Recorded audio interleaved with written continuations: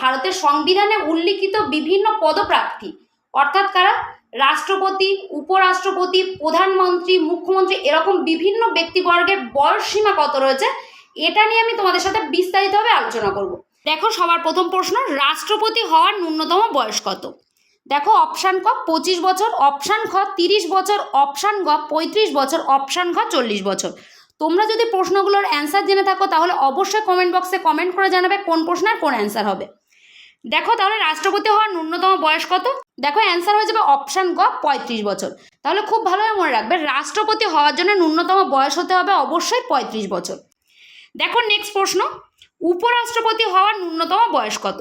দেখো, অপশান ক 25 বছর, অপশান খ 35 বছর, অপশান গ 30 বছর, অপশান ঘ 40 বছর। দেখো, অ্যান্সার হয়ে যাবে অপশান খ 35 বছর। তাহলে খুব ভালোভাবে মনে রাখবে, উপরাষ্ট্রপতি হওয়ার জন্য ন্যূনতম বয়স হতে হবে অবশ্যই 35 বছর। তাহলে রাষ্ট্রপতি পদপ্রার্থী হতে গেলেও 35 বছর বয়স্ক হতে হবে, আবার উপরাষ্ট্রপতি পদপ্রার্থী হতে গেলেও 35 বছর বয়স্ক হতে হবে। নেক্সট প্রশ্ন দেখো, রাজ্যপাল হতে গেলে সর্বনিম্ন কত বছর বয়স হতে হবে? দেখো, অপশান ক 35 বছর, অপশান খ 25 বছর, অপশান গ 30 বছর, অপশান ঘ 40 বছর। দেখো, অ্যান্সার হয়ে যাবে অপশান ক 35 বছর। তাহলে রাজ্যপাল হতে গেলেও সর্বনিম্ন বয়স হতে হবে 35 বছর। দেখো, নেক্সট প্রশ্ন, মুখ্যমন্ত্রী হতে গেলে ন্যূনতম কত বয়স হতে হবে? দেখো, অপশান খ 25 বছর, অপশান খ 35 বছর, অপশান গ 30 বছর, অপশান ঘ 40 বছর।